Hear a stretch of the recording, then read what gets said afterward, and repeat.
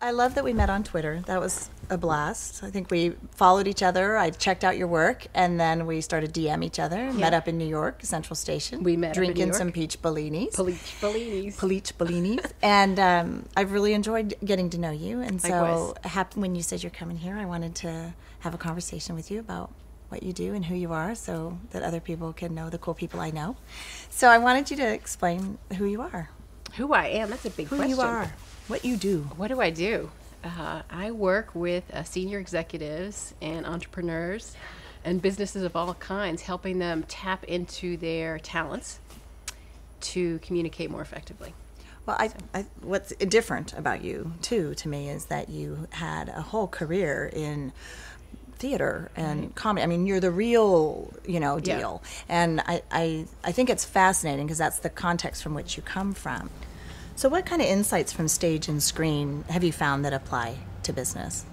Well, there are many.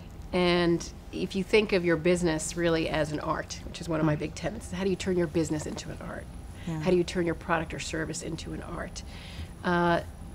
You can look to any kind of art medium, whether it's comedy or painting or film or television or stage, ballet.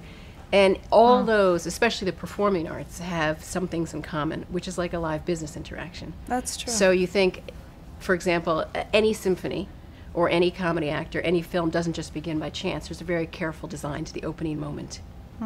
But most presenters, most consultants don't think about the opening moment. And the same is true for what I call the final moment, the first and the final. So the final moment is also going to be what leaves the final impression. So any comedian has a very careful joke for their finale, the final image of a movie. So when I talk about presentations or I talk about consulting, I say, what's your final moment when the client or the audience leaves? What's That's the final great. impression? That's great. We call that the new bliss. It's a similar Right. thing, Yeah. but it is so planned and Yeah. staged and Right. honed as a Right. craft, Right. yet presenters don't make the investment. Presenters don't make To the do that. investment, and salespeople don't make the investment. The final line for most salespeople is, talk to you next Tuesday, as opposed to, I've got you covered. Oh, interesting. Consider it done.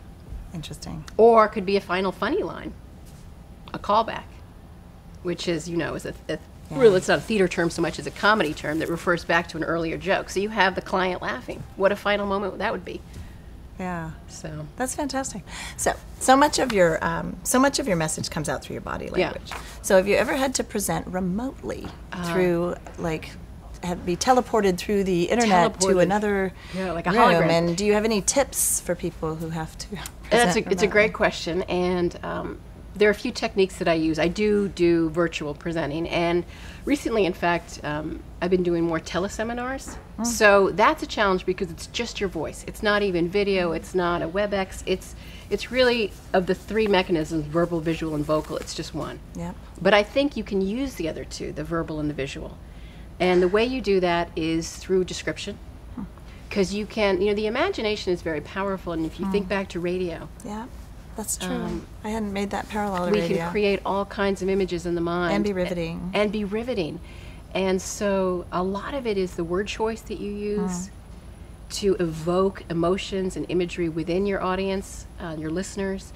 Some of it is also just using the different volume and tone and rhythm and creating some pacing. contrast to Absolutely. keep And them that interested. comes, and this goes back to your question about how I coach people, but it comes from the inside out. Like if you're thinking I have to change my voice and I have to go quiet and loud, you're going to come outside in. And my belief is when you're truly connected to your through line, those variations occur naturally. So tell us about the Prism Effect. Prism Effect. It's a theory and a paradigm that I love. I've been working on it for over 2 decades, really. I started years ago with this concept that in each of us are all colors, in a way. And it sounds a little woo-woo, but the concept You're in is... California. I'm You in can be woo-woo California here. today. When I go back to New York, none of that. Then you'll be woo-woo again. But I made a poster years ago called Sometimes, and the concept was, sometimes we think we're this color, I'm blue and you're purple today, but the truth is in each of us are many things.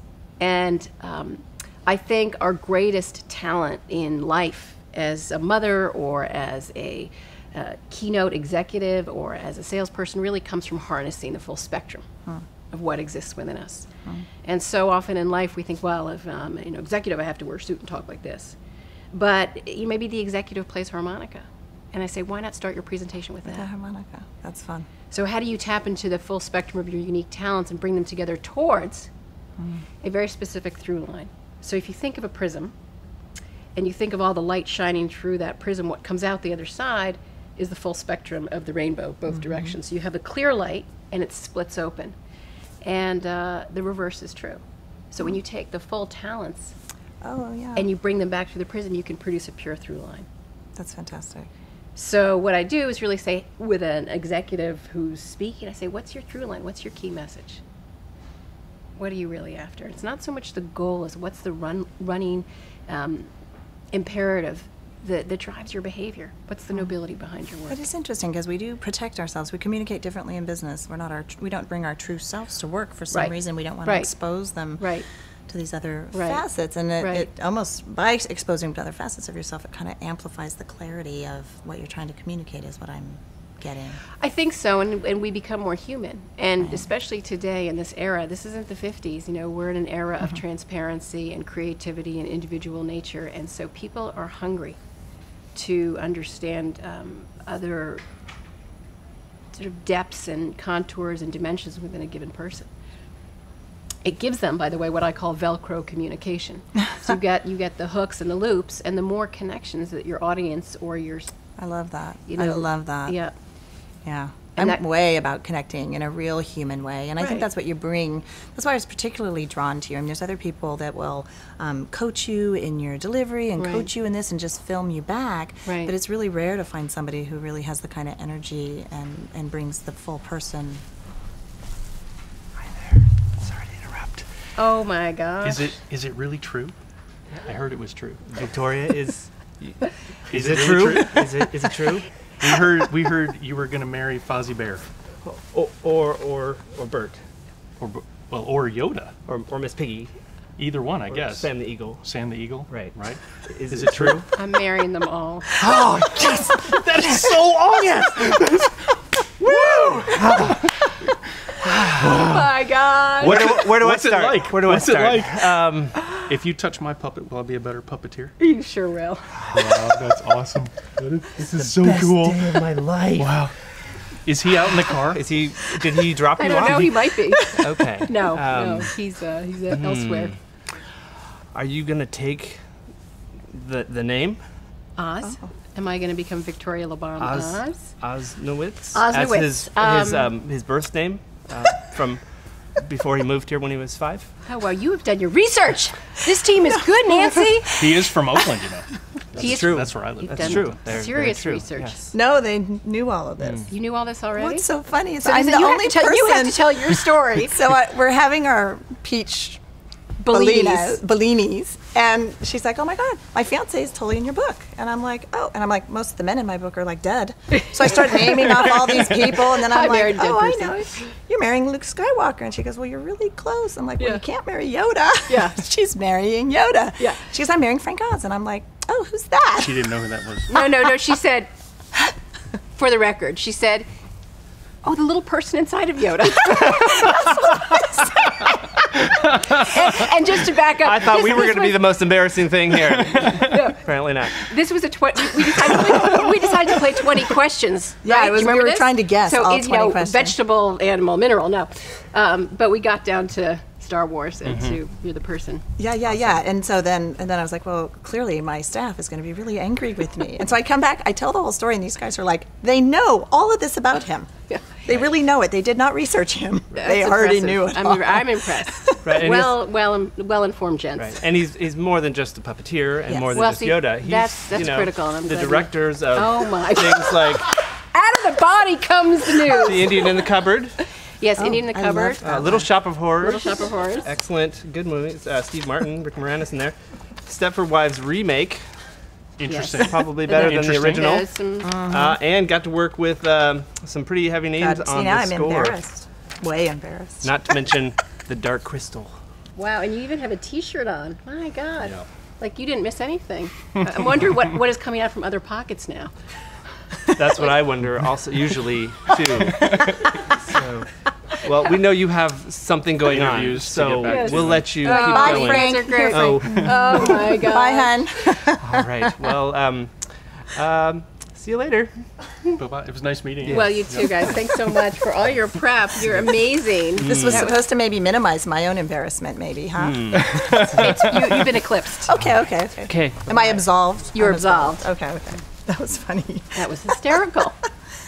So I want everyone that's watching this, obviously, to hire you and thank you. get to know, what you do and how you tick, because I've loved doing it. And you gave me like your little DVD thing, Yes. but the thing I love the most are these little books, the these little mini books. books, and I think they're really cute. So I know you mentioned you're gonna like set them up like a little Beatrix Potter the idea is to collection sell them as a set. And so, the first book is on.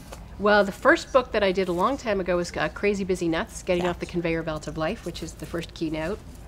And I did one called Communication Moves, which is the whole workshop series. And I did one on Engage Your Brilliance and the Prism Effect. That's the one you have here, is the Prism Effect. I think these are really cute because they're little mini slideshows, for lack of a better word. One concept per page, it looks like, and then a little visual that helps support the concept and get the message across. So I just think it's the sweetest thing. And there's these new little short form books that are emerging everywhere. Ted's making them, other people are making them, selling them for only $2 as a PDF or on a Kindle or whatever. But I love this little visual form factor because it gets the point across, and you can carry it with you. That's the idea. Yeah, or put it in your pocket, or bring it to a meeting. That's exactly right. People keep it in their pocket, in their bag. I have clients from Starbucks who I worked with in 2004 who tell me they still have theirs in their desk. Oh, wow. And so that's really the goal. It's not to impress your client with a big book, but it's to create something for me that was fun to make and that I felt people could use. Well, you get the concepts across so stinking quickly Right. and interactively. Right. It feels more, I don't know why, because you're flipping quicker, and I think that makes them feel more involved than reading for a spread for 5 minutes and then turning the page. It's very fun. And you have these little tiny characters that are your little trademark Those are my people. little guys. So you sketch. You really are artistic for being in theater and visual arts and just a creative, clever gal. Well, this is my Prism Effect. It's film and theater and comedy and dance and mime and drawing and all put together towards helping people. Yeah. Well, I heard you mention Crazy Busy Nuts. So what do you do to stop yourself from going crazy busy nuts? Crazy Busy Nuts, yeah. Well, number one, I connect, meaning I try to be in the moment. And I think you can be going quickly on the conveyor belt, but you want to be present, kind of like someone on a train car from the outside, but in the moment, they're completely 100% present wherever they are. Oh, that's nice. So I was just meeting with a client before here. I got in my car. I was in the car. I'm here. And it's not about not being full in your life. It's about being fully awake. Oh, I love that phrase. And I'll Twitter that. And so it's also about reconnecting with the things for you that stop time. The quote I use in my keynote from Bob Dylan is that the purpose of art is to stop time. Oh, nice. And I think when you reconnect with your personal art, whether that's cooking or gardening or photography or organizing your closet, whatever it is for you that stops time will get you off the crazy busy nut conveyor belt of life. That's fantastic. I'm so glad you came here to so California. Glad too. It's We're fun. going to have lunch together. We're going to have lunch. So, yeah, thanks for your time. Yeah, thank you. And thanks for watching.